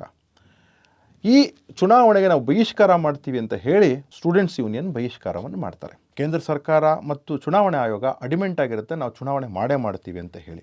ಬಹಿಷ್ಕಾರ ಮಾಡಿದಾಗ ಕೇವಲ 2 ಕ್ಷೇತ್ರಗಳಲ್ಲಿ, 2 ಲೋಕಸಭಾ ಕ್ಷೇತ್ರಗಳಲ್ಲಿ ಕರೀಂಗಂಜ್ ಮತ್ತು ಸಿಲ್ಚರಲ್ಲಿ ಮಾತ್ರ ಚುನಾವಣೆ ನಡೆಯುತ್ತೆ. ಮಿಕ್ಕಿರತಕ್ಕಂಥ 12 ಲೋಕಸಭಾ ಕ್ಷೇತ್ರಗಳಲ್ಲಿ ಚುನಾವಣೆ ನಡೀಲಿಕ್ಕಿಲ್ಲ. ಈ ವಿಚಾರವನ್ನು ಪರಿಗಣಿಸಿದಂತಹ ಇಂದಿರಾ ಗಾಂಧಿಯವರು, ಆವತ್ತಿನ ಪ್ರಧಾನಮಂತ್ರಿಗಳು, ಅವರು 23 ಫೆಬ್ರವರಿ 1980ರಂದು ಈ ಎಲ್ಲ ಸ್ಟೂಡೆಂಟ್ಸ್ ಅಸೋಸಿಯೇಷನ್ಸ್ನ ಕರೀತಾರೆ. ಕರೆದುಬಿಟ್ಟು ನಿಮ್ಮ ಡಿಮ್ಯಾಂಡ್ಸ್ ಏನು ಅಂತ ಕೇಳ್ತಾರೆ. ಅವ್ರು ಹೇಳ್ತಾರೆ 1951ಗೆ ಸೆನ್ಸಸ್ ಪ್ರಕಾರ ನೀವು ಚುನಾವಣೆ ಪಟ್ಟಿಯನ್ನು ಅಥವಾ ಮತದಾರರ ಪಟ್ಟಿಯನ್ನು ತಯಾರು ಮಾಡಬೇಕು ಮತ್ತು ಯಾರು ಮೈಗ್ರೆಂಟ್ಸ್ ಬಂದಿದ್ದಾರೆ 1951ರ ನಂತರ ಅವ್ರನ್ನ ನೀವು ಗಣನೆಗೆ ತೆಗೆದುಕೊಳ್ಬಾರ್ದು, ಅವ್ರನ್ನ ತೆಗಿತಕ್ಕಂಥ ಕೆಲಸ ಮಾಡಬೇಕು ಈ ಮೈಗ್ರೆಂಟ್ಸ್ನ ಅಂತ ಹೇಳ್ತಾರೆ. ಆ ಟಾಕ್ಸ್ ಏನಿದೆ ಅದು ಫೇಲ್ ಆಗ್ತದೆ. ತದನಂತರದಲ್ಲಿ ಇದು ಒಂದು ದೊಡ್ಡ ಸಂಘರ್ಷಕ್ಕೆ ಎಡೆ ಮಾಡಿಕೊಡುತ್ತೆ. ಇಡೀ ಅಸ್ಸಾಂನಲ್ಲಿ ಅಲ್ಲಲ್ಲಲ್ಲೇ ಸಂಘರ್ಷಗಳು ಆಗ್ತಾ ಇರ್ತವೆ. ಈ ಪ್ರೆಸಿಡೆಂಟ್ ರೂಲ್ ಏನಾಗುತ್ತೆ 3 ಬಾರಿ ಲಾಗು ಆಗುತ್ತೆ. ಇಲ್ಲಿ 1983ರಲ್ಲಿ ಚುನಾವಣೆ ನಡೆಸಲೇಬೇಕಾಗಿರ್ತಕ್ಕಂಥ ಪರಿಸ್ಥಿತಿ ಅಲ್ಲಿ ಕೇಂದ್ರ ಸರ್ಕಾರಕ್ಕೆ ಬರುತ್ತೆ. ಯಾಕೆ ಅಂತಂದರೆ 1 ವರ್ಷಕ್ಕಿಂತ ಜಾಸ್ತಿ ಪ್ರೆಸಿಡೆಂಟ್ ರೂಲ್ ಹಾಕಬೇಕು ಅಂತ ಹೇಳಿದ್ರೆ ಅಲ್ಲಿ 2/3 ಮೆಜಾರಿಟಿಯಿಂದ ಹೌಸಲ್ಲಿ ಪಾಸ್ ಆಗಬೇಕು ಅಂತಕ್ಕಂಥದ್ದು. ಆಗ ಮೆಜಾರಿಟಿ 2/3 ಮೆಜಾರಿಟಿ ಇಂದಿರಾ ಗಾಂಧಿಯವ್ರಿಗೆ ಇರಲಿಲ್ಲ ಅಂತ ಹೇಳಿ, ಅದರಿಂದಾಗಿ ಚುನಾವಣೆ ನಡೆಯತಕ್ಕಂತಹ ಸಂದರ್ಭ ಬರುತ್ತೆ 1983ನಲ್ಲಿ. ಇಡೀ ಅಸ್ಸಾಂನಲ್ಲಿ ಒಂದು ಭಯದ ವಾತಾವರಣ. ಯಾಕೆ ಅಂತ ಹೇಳಿದ್ರೆ ನೀವು ಚುನಾವಣೆ ಬಹಿಷ್ಕಾರ ಮಾಡಿ ಅಂತ ಹೇಳಿ, ಯಾಕೆಂದರೆ ಮತದಾರರ ಪಟ್ಟಿಯನ್ನು ಪರಿಷ್ಕರಣೆ ಮಾಡದೆ ನೀವು ಚುನಾವಣೆ ಮಾಡಬಾರ್ದು ಅಂತ ಹೇಳಿ ಆಲ್ ಅಸ್ಸಾಂ ಸ್ಟೂಡೆಂಟ್ಸ್ ಯೂನಿಯನ್ನು ಮತ್ತು ಗಣ ಸಂಘರ್ಷ ಪರಿಷತ್ ಏನಿದೆ ಮತ್ತು ಇನ್ನಿತರ ಪಕ್ಷಗಳು, ಜನತಾ ಪಾರ್ಟಿನೂ ಸೇರಿಸ್ಕೊಂಡು, ಹಾಗೆ ಬಿ ಜೆ ಪಿನೂ ಆಗ ಕೂಸು, ಎಲ್ಲರೂ ಸಹ ಹೇಳ್ತಾರೆ ಇದು ಪರಿಷ್ಕೃತ ಮತದಾರರ ಪಟ್ಟಿ ತಯಾರಾಗದೆ ಇಲ್ಲಿ ಚುನಾವಣೆ ಮಾಡಬಾರ್ದು ಅಂತ ಹೇಳಲಾಗ್ತದೆ. ಆದರೆ ನಾವು 1979ರ ಚುನಾವಣೆ ಪಟ್ಟಿ ಏನಿದೆ ಅದರ ಪ್ರಕಾರ ಮಾಡ್ತೀವಿ, ಹೊಸ ಹೆಸರನ್ನು ಸೇರಿಸಲ್ಲ ಅಂತ ಹೇಳಿ ಕೇಂದ್ರ ಮಾಡುತ್ತೆ. ಒಂದು ದೊಡ್ಡ ಸಂಘರ್ಷ. 14, 17 ಮತ್ತು 20ನೇ ಫೆಬ್ರವರಿಯಂದು ಚುನಾವಣೆ ಘೋಷಣೆ ಆಗ್ತದೆ. ಆಗ ಇಡೀ ಅಸ್ಸಾಂನಲ್ಲಿ ಭಯದ ವಾತಾವರಣದಲ್ಲಿ CRPF ಮತ್ತು ಪ್ಯಾರಾಮಿಲಿಟರಿ ಫೋರ್ಸಸ್ನ ಕರ್ಕೊಂಬಂದು ಚುನಾವಣೆ ನಡೆಸ್ತಕ್ಕಂಥ ಕೆಲಸನ ಮಾಡ್ತಾರೆ. 18 ಫೆಬ್ರವರಿ 1983ರಂದು ಇಲ್ಲಿ ನೆಲ್ಲಿ ಮ್ಯಾಸಿಕರ್ ಅಂತ ಹೇಳಿ ಆಗುತ್ತೆ. ಯಾಕೆ ಅಂತ ಹೇಳಿದ್ರೆ 1982ರಲ್ಲೇ ಒಂದು ಸ್ಟೂಡೆಂಟ್ ಯೂನಿಯನ್ ಲೀಡರ್ನ ಪೊಲೀಸವರೇ ಕೊಂದಿದ್ದಾರೆ ಅಂತೇಳಿ ಪೊಲೀಸವ್ರ ಮೇಲೆ ಆಪಾದನೆ ಬರುತ್ತೆ. ಹಾಗೆ 1983ರಲ್ಲೂ ಸಹ ಇನ್ನೊಬ್ಬ ಸ್ಟೂಡೆಂಟ್ ಯೂನಿಯನ್ ಲೀಡರ್ನೂ ಸಹ ಹತ್ಯೆ ಆಗಿದೆ, ಅದೂ ಸಹ ಸರ್ಕಾರವೇ ಸ್ಪಾನ್ಸರ್ ಮಾಡಿದೆ ಅಂತ ಹೇಳಿ ಅವ್ರ ಮೇಲೆ ಆರೋಪಗಳು ಬರ್ತವೆ. ನೀವು ಮತದಾರರ ಪಟ್ಟಿಯನ್ನು ಅದು ಇನ್ಸ್ಪೆಸಿಫಿಕ್ ಮುಸಲ್ಮಾನ ಮೈಗ್ರೆಂಟ್ಸ್ನ ನೀವು ಬಿಡದೇ ಇದ್ದರೆ ನಾವು ಹೋರಾಟ ಮಾಡ್ತೀವಿ ಅಂತ ಹೇಳಿದಂಥ ಸ್ಟೂಡೆಂಟ್ಸ್ ಯೂನಿಯನ್ನವರು 18 ಫೆಬ್ರವರಿ 1983ರಂದು ಮ್ಯಾಸಿಕರ್ ಮಾಡ್ತಾರೆ. ಅದರಲ್ಲಿ ತತ್ಸುಮಾರು 1000ದಿಂದ 4000 ಜನ ಸತ್ರು ಅಂತ ಹೇಳಿ ವರದಿಗಳಾಗ್ತದೆ. ಆದರೆ 27 ಫೆಬ್ರವರಿ 1983ರಂದು ಚುನಾವಣೆ ರಿಸಲ್ಟ್ಸ್ ಬರ್ತದೆ. ಆ ರಿಸಲ್ಟ್ಸ್ ಬಂದಾಗ ಹಿತೇಶ್ವರ್ ಸೇಕಿ ಅವರು ಮುಖ್ಯಮಂತ್ರಿಗಳಾಗಿ ಆಯ್ಕೆ ಆಗ್ತಾರೆ. ಅಂದರೆ ಕಾಂಗ್ರೆಸ್ ಪಕ್ಷಕ್ಕೆ ಮೆಜಾರಿಟಿ ಬಂದು ಕಾಂಗ್ರೆಸ್ ಪಕ್ಷ ಅಧಿಕಾರಕ್ಕೆ ಬರ್ತದೆ. ಈಗ ಈ ಟಾಕ್ಸ್ ಏನಿತ್ತು 33 ಬಾರಿ ಕೇಂದ್ರ ಸರ್ಕಾರದ ಜೊತೆಗೆ ಈ ಸ್ಟೂಡೆಂಟ್ಸ್ ಅಸೋಸಿಯೇಷನ್ ಅವರು ಮಾತುಕತೆಗಳನ್ನ ಮಾಡಿರ್ತಾರೆ. ಪ್ರತಿ ಬಾರಿನೂ ಸಹ ಮಾತುಕತೆ ಫೇಲ್ ಆಗಿರುತ್ತೆ. ಆದರೆ ಚುನಾವಣೆ ಆದಮೇಲೆ ನಾವು ಇದನ್ನು ಇತ್ಯರ್ಥ ಮಾಡ್ತೀವಿ ಅಂತ ಹೇಳಿ ಇಂದಿರಾ ಗಾಂಧಿ ಅವರು ಹೇಳ್ಕೊಂಡಿರ್ತಾರೆ. ಹಾಗೆ ಸ್ಟೂಡೆಂಟ್ಸ್ ಅಸೋಸಿಯೇಷನ್ ಅವರು ಸಹ ನಾವು ಇತ್ಯರ್ಥ ಮಾಡ್ತೀವಿ ಅಂತ ಹೇಳ್ಕೊಂಡಿರ್ತಾರೆ. ಆದರೆ ಅನ್ಫಾರ್ಚುನೇಟ್ ಅದು ನಿಮಗೆ ಆಪ್ರೇಷನ್ ಬ್ಲೂ ಸ್ಟಾರು ಇದರಿಂದಾಗಿ ಅದು ಸ್ವಲ್ಪ ಡಿಲೇ ಆಗ್ಕೊಂಡು ಬರುತ್ತೆ. ಹಾಗೆ ಇಂದಿರಾ ಗಾಂಧಿ ಅವರ ಹತ್ಯೆ ಆಗಿಬಿಡ್ತದೆ. ಆಮೇಲೆ ಅಕ್ಟೋಬರ್ 17ನೇ ತಾರೀಕು 1985ರಂದು ಅಸ್ಸಾಂ ಅಕಾರ್ಡ್ಗೆ ಆವತ್ತಿನ ಪ್ರಧಾನಮಂತ್ರಿ ರಾಜೀವ್ ಗಾಂಧಿ ಅವರು all Assam students movement association ಜೊತೆ ಮಾತಾಡಿ ಇದಕ್ಕೆ ಒಂದು ಅಂತ್ಯವನ್ನು ಕಾಳ್ತಾರೆ. ಇದರ ಮಧ್ಯದಲ್ಲಿ ನಡೆದಂತಹ ಲೋಕಸಭಾ ಚುನಾವಣೆಯಲ್ಲಿ ಅವರು 8 ಜನ ಇಂಡಿಪೆಂಡೆಂಟ್ಸ್ನ ಗೆಲ್ಸ್ಕೊಳ್ಳಿಕ್ಕೆ ಯಶಸ್ವಿಯಾಗಿರ್ತಾರೆ. ಈ ಸ್ಟೂಡೆಂಟ್ಸ್ ಅಸೋಸಿಯೇಷನ್ ಅವರು ಇಮಿಡಿಯೇಟಾಗಿ, ಅಂದರೆ ಅಸ್ಸಾಂ ಅಕಾರ್ಡ್ ಸೈನ್ ಆಗಿದ್ದ ಕೂಡಲೇ ಅಸ್ಸಾಂ ಗಣ ಪರಿಷತ್ ಅಂತ ಹೇಳಿ ಇವರು ಅದನ್ನು ರಾಜಕೀಯ ಪಕ್ಷವನ್ನು ಫ್ಲೋಟ್ ಮಾಡ್ತಾರೆ. ಆನೆ ಸಿಂಬಲ್ಲು. ಇವರು ಡಿಸೆಂಬರ್ ನಡೆದಂಥ ಚುನಾವಣೆಯಲ್ಲಿ ಸ್ಪರ್ಧಿಸ್ತಾರೆ ಮತ್ತು 67 ಸೀಟ್ಗಳನ್ನು ಅಸ್ಸಾಂ ಗಣ ಪರಿಷತ್ ಪಡ್ಕೊಳ್ಳುತ್ತೆ. ಆಗ ಪ್ರಫುಲ್ ಕುಮಾರ್ ಮೊಹಂತೋ ಅಂತ ಹೇಳಿ 27 ವರ್ಷಕ್ಕೆ ಮೊದಲ ಬಾರಿಗೆ ಅತ್ಯಂತ ಯಂಗೆಸ್ಟ್ ಚೀಫ್ ಮಿನಿಸ್ಟರ್ ಇಡೀ, ಅಂದರೆ ಅವರಲ್ಲಿ ಸ್ಟೂಡೆಂಟ್ ಅಸೋಸಿಯೇಷನ್ ಲೀಡರ್ ಆಗಿದ್ದರು. Direct from university to CM's ಕಚೇರಿ ಬಂದಂತಹ ಏಕೈಕ ವ್ಯಕ್ತಿ ಯಾರಾದರೂ ಇದ್ದರೆ ಅದು ಪ್ರಫುಲ್ ಕುಮಾರ್ ಮೊಹಂತೋ ಅಂತ. ಅವ್ರಿಗೆ ಸಂಪೂರ್ಣವಾದ ಅಧಿಕಾರ ಸಿಗ್ತದೆ. 67 ಜನ 126ರಲ್ಲಿ 67 ಜನ ವಿಧಾನಸಭಾ ಸದಸ್ಯರಿರ್ತಾರೆ ಮತ್ತು ಸಂಪೂರ್ಣವಾದಂಥ ಆಡಳಿತ ಅವ್ರದ್ದಾಗಿರುತ್ತೆ. ಆದರೆ ಮೈಗ್ರೆಂಟ್ಸ್ಗೋಸ್ಕರ ಅಂದರೆ ಇಲ್ಲೀಗಲ್ ಮೈಗ್ರೆಂಟ್ಸ್ ಯಾರಿದ್ದಾರೆ ಅವರನ್ನು ಆಚೆ ಕಳಿಸ್ತಕ್ಕಂಥ ಕೆಲಸನೋ ಅಥವಾ ಮತದಾರರ ಪಟ್ಟಿಯನ್ನು ಪರಿಷ್ಕರಣೆ ಮಾಡ್ತಕ್ಕಂಥ ಕೆಲಸನ ಮಾಡಿರ್ತಾರಾ? ಖಂಡಿತವಾಗ್ಲೂ ಮಾಡುವುದಿಲ್ಲ. ಯಾಕೆ ಅಂತಂದರೆ ಆಗ 89ನಲ್ಲಿ ರಾಜೀವ್ ಗಾಂಧಿ ಅವರು ಚುನಾವಣೆ ಸೋಲ್ತಾರೆ. ಆಗ ವಿ ಪಿ ಸಿಂಗ್ ಅವರು ಪ್ರಧಾನಮಂತ್ರಿ ಆಗ್ತಾರೆ. ವಿ ಪಿ ಸಿಂಗ್ ಅವರು ಸರ್ಕಾರದಲ್ಲಿ ಲಾ ಮಿನಿಸ್ಟ್ರಾಗಿ ಅಸ್ಸಾಂ ಗಣ ಪರಿಷತ್ನ ಲೀಡರ್ಗಳಿರ್ತಾರೆ. ಇಲ್ಲೀಗಲ್ ಮೈಗ್ರೆಂಟ್ಸ್ ಯಾರಿದ್ದಾರೆ ಅವ್ರ ಬಗ್ಗೆ ಯಾವುದೇ ರೀತಿ ಕ್ರಮ ಆಗುವುದಿಲ್ಲ. ನೋಡಿ, ಕ್ರಮ ಆಗುವುದಿಲ್ಲ. ತದನಂತರದಲ್ಲಿ 1991ರಲ್ಲಿ ನಡೆದಂತಹ ವಿಧಾನಸಭೆ ಚುನಾವಣೆಯಲ್ಲಿ ಅಸ್ಸಾಂ ಗಣ ಪರಿಷತ್ ಸೋಲುತ್ತೆ, 20 ಸೀಟ್ ತೆಗೆದುಕೊಳ್ತದೆ. ಹಾಗೆ ಕೇಂದ್ರದಲ್ಲೂ ಸಹ ಪಿ ವಿ ನರಸಿಂಹರಾವ್ ಅವರು ಪ್ರಧಾನಮಂತ್ರಿಗಳಾಗ್ತಾರೆ. 1996ರಲ್ಲಿ ಮತ್ತೊಮ್ಮೆ ಅಸ್ಸಾಂ ಗಣ ಪರಿಷತ್ಗೆ ಒಂದು ಅವಕಾಶ ಒದಗಿಸುತ್ತೆ. ಆಗ ಸೈಮೆಂಟೇನಿಯಸ್ ಆಗಿ ಚುನಾವಣೆ ನಡೀತದೆ, ಲೋಕಸಭೆ ಮತ್ತು ವಿಧಾನಸಭೆಗೆ. ದೇವೇಗೌಡರು ಪ್ರಧಾನಮಂತ್ರಿ ಆಗಿದ್ದಾಗ, ತದನಂತರದ ಐ ಕೆ ಗುಜರಾಲ್ ಪ್ರಧಾನಮಂತ್ರಿ ಆಗಿದ್ದಾಗ ಎರಡೂ ಸಂದರ್ಭದಲ್ಲೂ ಸಹ ಇವರ ಮಂತ್ರಿಗಳು ಅಂದರೆ ಅಸ್ಸಾಂ ಗಣ ಪರಿಷತ್ನ ಸದಸ್ಯರುಗಳು ಕೇಂದ್ರದಲ್ಲಿ ಮಂತ್ರಿಯಾಗಿರ್ತಾರೆ. ಮುಖ್ಯಮಂತ್ರಿಗಳಾಗಿ ಪ್ರಫುಲ್ ಕುಮಾರ್ ಮೊಹಂತೋ ಇರ್ತಾರೆ. ಇಲ್ಲೀಗಲ್ ಇಮಿಗ್ರೆಂಟ್ಸ್ ಯಾರಿರ್ತಾರೆ ಇವ್ರ ಬಗ್ಗೆ ಅಕಾರ ಚಕಾರನೂ ಸಹ ಮಾತಾಡುವುದಿಲ್ಲ. 2 ಬಾರಿ ಅಧಿಕಾರದಲ್ಲಿದ್ದು 2 ಬಾರಿ ಸಂಪೂರ್ಣವಾದಂಥ ಅಧಿಕಾರನ ಅನುಭವಿಸಿರ್ತಾರೆ. ತದನಂತರದಲ್ಲಿ 2001ರಲ್ಲಿ ನಡೆದಂಥ ಚುನಾವಣೆಯಲ್ಲಿ ಈ ಪಕ್ಷ ಮತ್ತೆ 20 ಸೀಟಿಗೆ ಬರ್ತದೆ. ಇದರ ಮಧ್ಯದಲ್ಲಿ ಇನ್ನೂ ಒಂದು ಮೆನ್ಷನ್ ಮಾಡಲೇಬೇಕಾಗಿರ್ತಕ್ಕಂಥದ್ದು ಏನು ಅಂತಂದರೆ, ಭಾರತದಲ್ಲಿ ಯಾರಾದರೂ ಬಂದಾಗ ಅಂದರೆ ಭಾರತಕ್ಕೆ ಯಾರೋ ಬೇರೆ ದೇಶಗಳಿಂದ ವಲಸೆ ಬಂದಾಗ ಅವ್ರನ್ನ ಫಾರಿನರ್ಸ್ ಆ್ಯಕ್ಟ್ ಆಫ್ 1946 ಪ್ರಕಾರ ಗುರುತಿಸಲಾಗ್ತದೆ. ಅಂದರೆ ಉದಾಹರಣೆಗೆ ನಾನು ಬೇರೆ ದೇಶದಿಂದ ಬಂದಂತಹ ವ್ಯಕ್ತಿ ಆಗಿದ್ದರೆ ನಾನು ಹೇಳಬೇಕು, ನಾನು ಮೂಲತಃ ಈ ದೇಶದವನು, ಪಾರ್ಟಿಷನಲ್ಲೋ ಅಥವಾ ಬೇರೆ ಬೇರೆ ಕಾರಣಗಳಿಗೋ ನಾನು ಆಚೆಯಿಂದ ಈಗ ಬಂದಿದ್ದೇನೆ, ಬಾಂಗ್ಲಾದೇಶಿಂದನೋ ಅಥವಾ ಪಾಕಿಸ್ತಾನಿಂದನೋ ಅಥವಾ ಭೂಟಾನಿಂದನೋ ಬರ್ಮಾಯಿಂದನೋ ಅಂತ ಹೇಳಬೇಕಾಗ್ತದೆ. ಆದರೆ IMDT ಆ್ಯಕ್ಟ್ ಅಂತ ಹೇಳಿ 1983ರಲ್ಲಿ ಇಂದಿರಾ ಗಾಂಧಿಯವರು ಪಾಸ್ ಮಾಡ್ಕೊಂಡಿರ್ತಾರೆ. ಏನಪ್ಪ IMDT ಆ್ಯಕ್ಟ್ ಅಂದರೆ illegal immigrants determination of tribunal act ಅಂತ ಮಾಡ್ಕೊಂಡಿರ್ತಾರೆ. ಇದರಲ್ಲಿ ಏನು ಅತ್ಯಂತ ಪ್ರಮುಖ ಅಂತ ಹೇಳಿದ್ರೆ, ಫಾರಿನರ್ಸ್ ಆ್ಯಕ್ಟ್ಗೆ ಏನು ಅಂತಂದರೆ, ಈಗ ನಾವು ಈ ದೇಶದ ಪ್ರಜೆಗಳು, ನಾವು ಯಾರಾದರೂ ಅಕಸ್ಮಾತ್ ಇವರು ಹೊರಗಡೆಯಿಂದ ಬಂದಿದ್ದಾರೆ, ಇವರು ನಮ್ಮ ದೇಶದವರಲ್ಲ ಅಂತ ಹೇಳಿ ನಾವು ಪ್ರೂವ್ ಮಾಡಬೇಕು. ಅವ್ರಿಗೇನು ಲಯಬಿಲಿಟಿ ಇರಲ್ಲ. ಪ್ರೂವ್ ಮಾಡಬೇಕಾಗಿರೋದು ಯಾರು ಅಕ್ಯೂಸ್ ಮಾಡ್ತಾರೆ ಅವರು ಪ್ರೂವ್ ಮಾಡಬೇಕಾಗತ್ತೆ ಇವರು ನಮ್ಮ ದೇಶದವರಲ್ಲ, ಇವರು ಇಮಿಗ್ರೆಂಟ್ಸ್ ಅಂತ ಹೇಳಿ. ಈ ಆ್ಯಕ್ಟ್ ಬಗ್ಗೆನೂ ಸಹ ಪ್ರಫುಲ್ ಕುಮಾರ್ ಮೊಹಂತೋ ಇರ್ಬೋದು ಅಥವಾ ಬೇರೆ ಬೇರೆಯವರು ಇರ್ಬೋದು ಯಾವುದೇ ರೀತಿ ಮಾತುಗಳನ್ನು ಆಡಿರುವುದಿಲ್ಲ.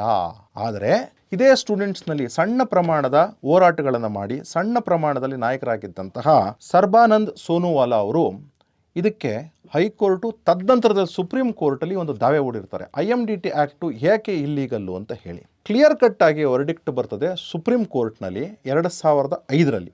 ಏನು ಅಂದರೆ IMDT ಆ್ಯಕ್ಟ್ ಏನಿದೆ ಅನ್ಕಾನ್ಸ್ಟಿಟ್ಯೂಷನಲ್ ಇದೆ ಮತ್ತು ಭಾರತದ ಒಂದು ಅಖಂಡತೆಗೆ ಇದು ವಿರೋಧ ಇದೆ ಅಂತೇಳಿ ಸುಪ್ರೀಂ ಕೋರ್ಟ್ ಜಡ್ಜ್ಮೆಂಟ್ ಕೊಡ್ತಾರೆ. ಇಮಿಡಿಯೇಟಾಗಿ ಇದು ಬಂದಿದ್ದು ಜುಲೈಯಲ್ಲಿ, ಡಿಸೆಂಬರ್ 2005ರಲ್ಲಿ ಮನಮೋಹನ್ ಸಿಂಗ್ ಸರ್ಕಾರ ಏನಿದೆ ಟ್ರೈಬ್ಯುನಲ್ಸ್ ಫಾರ್ ಅಸ್ಸಾಂ ಆ್ಯಕ್ಟ್ ಅಂತ ಪಾಸ್ ಮಾಡಿಬಿಡ್ತಾರೆ 2005ರಲ್ಲಿ. ಮತ್ತೆ ಅದನ್ನು ಸೋನೋವಾಲಾ ಅವರು ಚಾಲೆಂಜ್ ಮಾಡಿ 2006ರಲ್ಲಿ ಇದನ್ನೂ ಸಹ ಇಲ್ಲೀಗಲ್, ಈ ಆ್ಯಕ್ಟು ಸಹ ಬೇಡ ಅಂತ ಹೇಳ್ತಾರೆ. NRC CAAಗೆ ಯಾವುದಾದ್ರೂ ನಾಂದಿ ಆಡಿದರೆ ಅದು ಸುಪ್ರೀಂ ಕೋರ್ಟ್ನ 2006ರ ಜಡ್ಜ್ಮೆಂಟು ಕ್ಲಿಯರ್ ಕಟ್ಟಾಗಿ ಹೇಳ್ತಾರೆ. ನೀವು ಸೆನ್ಸಸ್ ಮಾಡಿಸ್ಬೇಕು, ಸೆನ್ಸಸ್ ಮಾಡಿಸಿ ಯಾರು ಇಲ್ಲೀಗಲ್ ಇಮಿಗ್ರೆಂಟ್ಸ್ ಇದ್ದಾರೆ ಅಟ್ಲೀಸ್ಟ್ ಏನು ಭಾರತ ಸರ್ಕಾರ ಏನು ಹೇಳಿದೆ 1971 ಕಟ್ ಆಫ್ ಡೇಟ್ ಅಂದರೆ ಅಲ್ಲಿವರೆಗೂ ತೆಗೆದುಕೊಳ್ಳಿ, ಪರವಾಗಿಲ್ಲ ಅಂತೇಳಿ ಸುಪ್ರೀಂ ಕೋರ್ಟು ಸಹ ಹೇಳುತ್ತೆ. ಅದರಿಂದಾಗಿ CAA NRC ನಾನು ಆ ವಿಚಾರಕ್ಕೆ ಹೋಗ್ತಾ ಇಲ್ಲ. ಈಗ ಅಸ್ಸಾಂ ಗಣ ಪರಿಷತ್ತು 2 ಬಾರಿ ಚುನಾವಣೆ ಗೆದ್ದು ಅನೇಕ ಲೋಕಸಭಾ ಚುನಾವಣೆಗಳನ್ನು ಗೆದ್ದಂತಹ ಸದಸ್ಯರಿದ್ದರೂ ಸಹ ಮಂತ್ರಿಗಳಾಗಿದ್ದರು, ಕೇಂದ್ರದಲ್ಲಿ ಮಂತ್ರಿಗಳಾಗಿದ್ದರು, ಅವರು ಇಲ್ಲೀಗಲ್ ಇಮಿಗ್ರೆಂಟ್ಸ್ ಬಗ್ಗೆ ಮಾತನಾಡುವುದಿಲ್ಲ. ಸೋನೋವಾಲಾ ಅವರು ಮಾತ್ರ ಅಸ್ಸಾಂ ಗಣ ಪರಿಷತ್ನ MLA ಆಗಿ 2001ರಿಂದ 2004, 2004ರಲ್ಲಿ MP ಆಗಿ ಹೋಗ್ತಾರೆ. ಅವರು ಇದ್ರ ಬಗ್ಗೆ ದೊಡ್ಡ ವಿಚಾರಗಳನ್ನು ಮಾತಾಡ್ತಾರೆ. ತದನಂತರದಲ್ಲಿ ಪಾರ್ಟಿಯಲ್ಲಿ ಒಂದು ಬಿರುಕುಟ್ಕೊಳ್ತದೆ, ಒಂದು 4-5 ಬಾರಿ ಪಾರ್ಟಿ ಸ್ಪ್ಲಿಟ್ ಆಗುತ್ತೆ. 2005ರಲ್ಲಿ ಪ್ರಫುಲ್ ಕುಮಾರ್ ಮೊಹಂತೋ ಅವರನ್ನೇ ಪಾರ್ಟಿಯಿಂದ ಆಚೆ ಕಳಿಸ್ತಾರೆ. ತದನಂತರದಲ್ಲಿ 2008ರಲ್ಲಿ ಮತ್ತೆ ಮರ್ಜ್ ಆಗ್ತಾರೆ. ಇದರಿಂದೆಲ್ಲ ಬೇಸದ್ದಂತಹ ಸೋನೋವಾಲಾ ಅವರು BJP ಸೇರಿಕೊಳ್ತಾರೆ. BJPನ 2011ರಿಂದ ಅವರು BJPನಲ್ಲಿ ಸತತವಾಗಿ ಗುರುತಿಸ್ಕೊಂಡಿದ್ದಾರೆ. CAA ಮತ್ತು NRCಗೂ ಸಹ ಅತ್ಯಂತ ಪ್ರಮುಖ ಪಾತ್ರವನ್ನು ವಹಿಸಿದವರು ಇದೇ ಸೋನೋವಾಲಾ ಅವರು. ಅಸ್ಸಾಂನಲ್ಲಿ 2016ರಿಂದ 2021ವರೆಗೂ ಸಹ ಇವರು ಮುಖ್ಯಮಂತ್ರಿ ಆಗಿರ್ತಾರೆ. ಈಗ ಕೇಂದ್ರ ಸಚಿವರು ಆಗಿದ್ದಾರೆ. ನಾನು ಈ ಅಸ್ಸಾಂ ಗಣ ಪರಿಷತ್ನ ಒಂದು ಸಣ್ಣ ಇತಿಹಾಸ ಹೇಳಿದೆ. ಆದರೆ ಈಗ similarity between am Aadmi party ಮತ್ತು ಅಸ್ಸಾಂ ಗಣ ಪರಿಷತ್ನ ನೋಡೋಣ. ಯಾಕೆ ಅಂತಂದರೆ ಇಷ್ಟೆಲ್ಲ ವಿಸ್ತಾರವಾಗಿ ಹೇಳಿದ್ದು ಜನಗಳಿಗೆ ತುಂಬ ಜನಕ್ಕೆ ಗೊತ್ತಿರಲಿಕ್ಕಿಲ್ಲ ಅಸ್ಸಾಂ ಗಣ ಪರಿಷತ್ನ ನಿಜವಾದ ಇತಿಹಾಸ, ಅದಕ್ಕೋಸ್ಕರ ಹೇಳಿದೆ. ಆದರೆ ಆಮ್ ಆದ್ಮಿ ಪಾರ್ಟಿ ಏನಿದೆ ಆ್ಯಂಟಿ ಕರಪ್ಷನ್ ಮೂಮೆಂಟಿಂದ ಬಂತು. 2011ರ ಅಣ್ಣಾ ಹಜಾರೆ ಅವರು ಕರೆ ಕೊಟ್ಟಂತಹ ಮೂಮೆಂಟಲ್ಲಿ ಬಂದಂತಹ ಪಾರ್ಟಿ ಅದು. ಅಂದರೆ ಅದು ಪಾರ್ಟಿನೂ ಅಲ್ಲ, ಈ ಯಾರ್ಯಾರು ಆಮ್ ಆದ್ಮಿ ಪಾರ್ಟಿ ಇದ್ದಾರೆ ಇವರೆಲ್ಲರೂ ಸಹ ಆ ಮೂಮೆಂಟಲ್ಲಿ ಪಾರ್ಟಿಸಿಪೇಟ್ ಮಾಡ್ತಾರೆ. ಪಾರ್ಟಿಸಿಪೇಟ್ ಮಾಡಿ ಅತ್ಯಂತ ಅದರಲ್ಲಿ ಪ್ರಮುಖವಾಗಿ ಟಿ ವಿ ಮಾಧ್ಯಮದಲ್ಲಿ ಬಂದು ಕೂತ್ಕೊಂಡು ದೊಡ್ಡದಾಗಿ ಮಾತುಗಳನ್ನು ಮಾತಾಡಿ, ನಾನು IRS ಆಫೀಸರು, IITಯನ್ನು IRS officer, that Magsaysay awardee winner ಅಂತೇಳಿ ದೊಡ್ಡದಾಗಿ ಮಾತಾಡಿದಂತಹ ಅರವಿಂದ್ ಕೇಜ್ರಿವಾಲ್ ಅವರು ತುಂಬ ಟ್ರ್ಯಾಕ್ಷನ್ನ ತೆಗೆದುಕೊಳ್ತಾರೆ. ಅವ್ರು ಹೇಳ್ತಾರೆ ಒಂದು ಮಾಧ್ಯಮದಲ್ಲಿ, ನಾವು ಯಾವತ್ತೂ ಸಹ ಪೊಲಿಟಿಕಲ್ ಪಾರ್ಟಿ ಫ್ಲೋಟ್ ಮಾಡಲ್ಲ, ನಮಗೆ ಪೊಲಿಟಿಕ್ಸ್ಗೆ ನಾವು ದೂರ, ನಾವು ಹೋರಾಟಕ್ಕೆ ಮಾತ್ರ ಇದ್ದೀವಿ, ನಾವು ಲೋಕಪಾಲ್ ಆಗಬೇಕು, ಹಾಗೆ ಹೀಗೆ ಅಂತೆಲ್ಲ ಮಾತಾಡಿದಂಥವ್ರು ಅರವಿಂದ್ ಕೇಜ್ರಿವಾಲ್. ಅದಾದಮೇಲೆ 2012ರಲ್ಲಿ ಒಂದು ಪೊಲಿಟಿಕಲ್ ಪಾರ್ಟಿ ಫ್ಲೋಟೇ ಮಾಡಿಬಿಡ್ತಾರೆ, ಆಮ್ ಆದ್ಮಿ ಪಾರ್ಟಿ ಅಂತಾರೆ. ಆಗ ಹೇಳ್ತಾರೆ, ನಮ್ಗೆ ಯಾವುದೇ ರೀತಿ ನಾನು 2 ಬೆಡ್ರೂಮ್ ಹೌಸಲ್ಲಿ ಇರ್ತೇನೆ ಮತ್ತು ನನಗೊಬ್ಬ ಸಣ್ಣ ಪ್ರಮಾಣದ ಒಂದು ಸಣ್ಣ ಕಾರ್ ಸಾಕು, ಹಾಗೆ ಹೀಗೆ ಅಂತ ದೊಡ್ಡ ದೊಡ್ಡ ಘೋಷಣೆಗಳು. ಡೆಮಾಕ್ರಸಿ ಅಂದರೆ ಇದೆಲ್ಲ ಸೂಡೋ ಡೆಮಾಕ್ರಸಿ ಅಂತಕ್ಕಂಥದ್ದು ರಸ್ತೆಗಳಲ್ಲಿ ಚರ್ಚೆ ಆದಮೇಲೆ ವಿಧಾನಸಭಾ ಸದಸ್ಯರು ತೀರ್ಮಾನ ಮಾಡಬೇಕು, ಅದು ಡೆಮಾಕ್ರಸಿ ಅಂತೆಲ್ಲ ಇದು ದೊಡ್ಡ ದೊಡ್ಡ ಮಾತುಗಳು ಇವೆಲ್ಲ. ಅದಾದಮೇಲೆ 2013ರಲ್ಲಿ ಚುನಾವಣೆ ನಡೆಯುತ್ತೆ. 28 ಕ್ಷೇತ್ರಗಳಲ್ಲಿ ಆಮ್ ಆದ್ಮಿ ಪಾರ್ಟಿ ಗೆಲ್ಲುತ್ತೆ, 8 ಕ್ಷೇತ್ರಗಳಲ್ಲಿ ಕಾಂಗ್ರೆಸ್ ಗೆಲ್ಲುತ್ತೆ, 32 ಕ್ಷೇತ್ರಗಳಲ್ಲಿ BJP ಗೆಲ್ಲುತ್ತೆ. BJP ಮೆಜಾರಿಟಿ ಬಂದಿರಲ್ಲ, BSP 2 ಕ್ಷೇತ್ರದಲ್ಲಿ ಗೆದ್ದಿರುತ್ತೆ. ಇವರು ಕಾಂಗ್ರೆಸ್ಸು BSP ಅವರು ಆಮ್ ಆದ್ಮಿ ಪಾರ್ಟಿಗೆ ಸಪೋರ್ಟ್ ಮಾಡ್ತಾರೆ. ಕೇವಲ 46 ದಿವಸಗಳಲ್ಲಿ ಅವರು ವಿಸರ್ಜನೆ ಮಾಡಿ ಮತ್ತೆ ಚುನಾವಣೆ ಹೋಗ್ತಾರೆ. 2015 ಚುನಾವಣೆ ಅಂದರೆ ವಿಧಾನಸಭೆ ಚುನಾವಣೆ ನಡೆದಾಗ 67 ಕ್ಷೇತ್ರಗಳಲ್ಲಿ 54% ವೋಟ್ ಶೇರ್ ತೆಗೆದುಕೊಂಡು ಆಮ್ ಆದ್ಮಿ ಪಾರ್ಟಿ ಸರ್ಕಾರದ ಫಾರ್ಮ್ ಮಾಡುತ್ತೆ. ಕೇವಲ ಮೂರು ಜನ ಮಾತ್ರ BJP ಸದಸ್ಯರು ಗೆಲ್ಲೋದು. 67 ಸೀಟ್, ಹಿಸ್ಟಾರಿಕಲ್ ವಿನ್. ನಾನು ಆವಾಗ ಯಾವುದೇ ರೀತಿ ಕರಪ್ಷನ್ ಮಾಡೋದಿಲ್ಲ ಹಾಗೆ ಹೀಗೆ ಅಂತ ಮತ್ತೆ ಹೇಳ್ಕೊಂಡಿದ್ದಂತಹ ಅರವಿಂದ್ ಕೇಜ್ರಿವಾಲು ಒಂದು 5 ವರ್ಷ ಆಡಳಿತ ಮಾಡ್ತಾರೆ. ಅದು ಇಂಪ್ರೂವ್ ಮಾಡಿದ್ವಿ, ಇದು ಇಂಪ್ರೂವ್ ಮಾಡಿದ್ವಿ ಅಂತಾರೆ. 2019ರಲ್ಲಿ ಮತ್ತೆ 62 ಸೀಟುಗಳು, ಕ್ಲೋಸ್ ಟು 51% ವೋಟ್ ಶೇರ್ನ ತೆಗೆದುಕೊಂಡಂತಹ ಅರವಿಂದ್ ಕೇಜ್ರಿವಾಲು ಮತ್ತೆ ಮುಖ್ಯಮಂತ್ರಿ ಆಗ್ತಾರೆ. ಈಗಾಗುತ್ತೆ ನೋಡಿ, ಯಾವ್ರು ಕೇಳಿದರು ಆ್ಯಂಟಿ ಕರಪ್ಷನ್ ಅಂತ ಹೇಳಿದರು, ನಂಗೆ ಮನೆ ಬೇಡ ಅಂತ ಹೇಳಿದರು, ನಂಗೆ ಕಾರ್ ಬೇಡ ಅಂದಿರು, ಒಂದು ದೊಡ್ಡ ಲಕ್ಸುರಿ ಕಾರು ಕಾನ್ವಾಯ್ ಬೇಡ ಅಂತ ಹೇಳಿದರು. ಮತ್ತು ಏನೋ ನಾನು ಮನೆ ಬೇಡ ಅಂದಿದ್ದು ದೊಡ್ಡ ಶೀಶ್ ಮಹಲ್ನ ಕಟ್ಸ್ಕೊಂಡ್ಬಿಡ್ತಾರೆ. ಮನೆ ಬೇಡ ಅಂದು ಶೀಶ್ ಮಹಲ್ ಕಟ್ಸ್ಕೊಳ್ಳೋದು. ಮತ್ತು ನಾನು ತುಂಬ ಡೆಮಾಕ್ರೆಟಿಕಲ್ಲು, ಎಲ್ಲರನ್ನ ಜೊತೆಗೆ ಕರ್ಕೊಂಡು ಹೋಗ್ತೀನಿ ಅಂದರೆ ಅನೇಕ ಜನ ಅವ್ರನ್ನ ಯಾರೇ ಕ್ರಿಟಿಸೈಸ್ ಮಾಡಿದ್ರು ಸಹ ಅವ್ರನ್ನೆಲ್ಲ ಪಕ್ಷದಿಂದ ಆಚೆ ಕಳಿಸ್ತಕ್ಕಂಥ ಕೆಲಸನ ಮಾಡ್ಕೊಂಡಿರ್ತಾರೆ. ಆ್ಯಂಟಿ ಕರಪ್ಷನ್ ಮೂಮೆಂಟ್ ಅಂತಾರೆ. ಆದರೆ ಯಾವ ಕರಪ್ಷನನ್ನು ಕಾಂಗ್ರೆಸ್ ಮಾಡಿದೆ ಅಂತ ಇವರು ಆಪಾದನೆ ಮಾಡಿರ್ತಾರೆ, ಅದೇ ಕಾಂಗ್ರೆಸ್ ಪಕ್ಷ ಜೊತೆಗೆ ಅಲಯನ್ಸ್ ಮಾಡ್ಕೊಳ್ತಾರೆ ಲೋಕಸಭೆ ಚುನಾವಣೆಗೆ. ಮತ್ತು ಆ ಏನು ಕೂಟ ಇರುತ್ತೆ I.N.D.I.A ಅಲಯನ್ಸ್ ಏನಿರುತ್ತೆ ಅದರ ಜೊತೆ ಇವರು ಒಂದು ಸದಸ್ಯರಾಗ್ಬಿಡ್ತಾರೆ. ಅಂದರೆ ನೈತಿಕತೆಯ ದಿವಾಲಿತನ ಆಗಿತ್ತು ಅರವಿಂದ್ ಕೇಜ್ರಿವಾಲ್ ಅವ್ರದ್ದು. ಜನ ಆಮೇಲೆ ಜೊತೆಗೆ ಪದ ನೋಡಿ ಎಂಥ ಪದ ಉಪಯೋಗಿಸ್ತಾರೆ ಅಸೆಂಬ್ಲಿನಲ್ಲಿ ಅಂದರೆ, ದಿಲ್ಲಿ ಕಾ ಮಾಲಿಕ್ ಹಮ್ ಹೇ ಅಂತಾರೆ, ದಿಲ್ಲಿಯ ಓನರ್ ನಾನು ಅಂತ ಮಾತಾಡ್ತಾರೆ. ಒಂದು ಕಡೆ ನಾನು ಪ್ರಧಾನ ಸೇವಕ ಅಂತ ಮಾತಾಡ್ತಕ್ಕಂತಹ ನರೇಂದ್ರ ಮೋದಿಯವರಿದ್ದರೆ, ಇನ್ನೊಂದು ಕಡೆ ದಿಲ್ಲಿಯ ಓನರ್ ನಾನು ಅಂತ ಮಾತಾಡೋದಂಥ ಅರವಿಂದ್ ಕೇಜ್ರಿವಾಲ್. ಎಂಥ ವಿಪರ್ಯಾಸ! ಎಲ್ಲ ಅವ್ರಿಗೆ ಏನೇನು ಮಾತಾಡಿದ್ರು 2011, 2012, 2013ರಲ್ಲಿ ಎಲ್ಲ ವಿಚಾರಗಳು ಸಹ ಎಳ್ಳೂ ನೀರು ಬಿಡ್ತಕ್ಕಂಥ ಕೆಲಸನ ಅರವಿಂದ್ ಕೇಜ್ರಿವಾಲ್ ಮಾಡಿರ್ತಾರೆ. ಹಾಗೆ ತಾವು ಯಾವ ವಿಚಾರವನ್ನು ಪ್ರತಿಪಾದನೆ ಮಾಡಿಕೊಂಡು ಅಧಿಕಾರಕ್ಕೆ ಬಂದಂತಹ ಅಸ್ಸಾಂ ಗಣ ಪರಿಷತ್ನ ಪ್ರಫುಲ್ ಕುಮಾರ್ ಮೊಹಂತ್ ಅವರು, ಅದು ಸಹ ನೆಲ ಕಚ್ಚುತ್ತೆ. ಅನೇಕ ಜನ BJPಗೆ ಸೇರ್ಕೊತಾರೆ, BJP ಸೇರಿಕೊಂಡು ಅನೇಕ ಜನ ಮಂತ್ರಿಗಳಾಗಿದೆ. ಅಸ್ಸಾಂ ಗಣ ಪರಿಷತ್ತಲ್ಲಿ ಇವತ್ತು ಪ್ರಫುಲ್ ಕುಮಾರ್ ಮೊಹಂತ್ ಅವರು BJP ಜೊತೆ ಅಲಯನ್ಸ್ ಮಾಡಿಕೊಂಡು MP ಆಗಿದ್ದಾರೆ. ಆದರೆ ಅವರು ಆವತ್ತಿಂದನೂ ರೈಟ್ ವಿಂಗು. ಯಾಕೆಂದರೆ ಅವ್ರು ಹೇಳ್ತಿದ್ದು ಮೂಲಭೂತ ಭಾರತದ ಸಿದ್ಧಾಂತ. ಅರವಿಂದ್ ಕೇಜ್ರಿವಾಲ್ ಅವ್ರ ಪರಿಸ್ಥಿತಿಯೂ ಸಹ ಹೀಗೆ ಮುಂದಿನ ದಿನಗಳಲ್ಲಿ ಖಂಡಿತವಾಗ್ಲೂ ಆಗುತ್ತೆ. ಯಾರು ಮೂಲ ಸಿದ್ಧಾಂತಗಳಿಗೆ ಎಳ್ಳು ನೀರು ಬಿಡ್ತಾರೆ, ಹೋರಾಟದಿಂದ ಬಂದರೂ ಸಹ ನೀವು ಮೂಲ ಸಿದ್ಧಾಂತನ ಬಿಡಬಾರ್ದು. ಯಾವುದೇ ಪಕ್ಷ ಆಗಲಿ ಮೂಲ ಸಿದ್ಧಾಂತ ಇಟ್ಕೊಳ್ಬೇಕು. ಆಗ ಮಾತ್ರ ಪಕ್ಷಗಳು ಉಳಿತವೆ. ಇಡೀ ಭಾರತದಲ್ಲಿ ಇವತ್ತು ಮೂಲ ಸಿದ್ಧಾಂತವನ್ನು ಬದಲಾವಣೆ ಮಾಡ್ಕೊಂಡಿರ್ತಕ್ಕಂಥ ಕಾಂಗ್ರೆಸ್ ಪಕ್ಷ ಏನಿದೆ, ಅದಕ್ಕೋಸ್ಕರವೇ ಅನೇಕ ರಾಜ್ಯಗಳಲ್ಲಿ ಇದನ್ನೆಲ್ಲ ಕಚ್ಚಿರೋದು. ನಾನೇ ಒಂದು ವಿಡಿಯೋದಲ್ಲಿ ಹೇಳಿದ್ದೇನೆ, 7 ಬಾರಿ ಸಿದ್ಧಾಂತ ಬದಲಾವಣೆ ಮಾಡ್ಕೊಂಡಿರ್ತಕ್ಕಂಥ ಕಾಂಗ್ರೆಸ್ ಪಕ್ಷ, 3 ಬಾರಿ ಚಿಹ್ನೆ ಬದಲಾವಣೆ ಮಾಡ್ಕೊಂಡಿರ್ತಕ್ಕಂಥ ಕಾಂಗ್ರೆಸ್ ಪಕ್ಷ. ಚುನಾವಣೆ ಚಿಹ್ನೆಗಳು ಬೇರೆ ವಿಚಾರ, ಸಿದ್ಧಾಂತ. ಹಾಗೆ ಶಿವಸೇನೆಯೂ ಸಹ ಸಿದ್ಧಾಂತವನ್ನು ಯಾವಾಗ ಬದಲಾವಣೆ ಮಾಡ್ಕೊಳ್ತಾರೆ ಆಗ ನೆಲ ಕಚ್ಚತಕ್ಕಂಥ ಕೆಲಸ ಆಗುತ್ತೆ. ಅದರಿಂದಾಗಿ ಸಿದ್ಧಾಂತ ಇಟ್ಕೊಂಡ್ರೆ ಮಾತ್ರ ಯಾವುದೇ ರಾಜಕೀಯ ಪಕ್ಷಗಳಿಗೆ ನೆಲೆ ಅಂತಕ್ಕಂಥ ವಿಚಾರ. ಆಮ್ ಆದ್ಮಿ ಪಾರ್ಟಿಯ ಅಂತ್ಯ ಈಗ ತಾನೇ ಪ್ರಾರಂಭವಾಗಿದೆ. ನೆಕ್ಸ್ಟು ಪಂಜಾಬ್ ಚುನಾವಣೆ ಬರುತ್ತೆ, ಅಲ್ಲೂ ಸಹ ಆಮ್ ಆದ್ಮಿ ಪಾರ್ಟಿ ಮುಗಿಯುತ್ತೆ.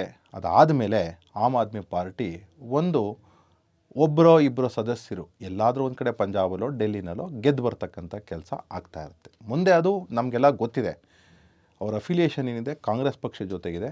ಅದರಿಂದಾಗಿ ಕಾಂಗ್ರೆಸ್ ಪಕ್ಷಕ್ಕೆ ಅವರು ಆಪಾದನೆ ಮಾಡ್ಬೋದು, ಇದು ಕಾಂಗ್ರೆಸ್ನ ಒಂದು ತಂಡವಾಗಿ ಮುಂದೆ ಉಳ್ಕೊಳ್ಳುತ್ತೆ ಅಂತ ನಮ್ಮ ವಿಶ್ಲೇಷಣೆ. ಧನ್ಯವಾದ.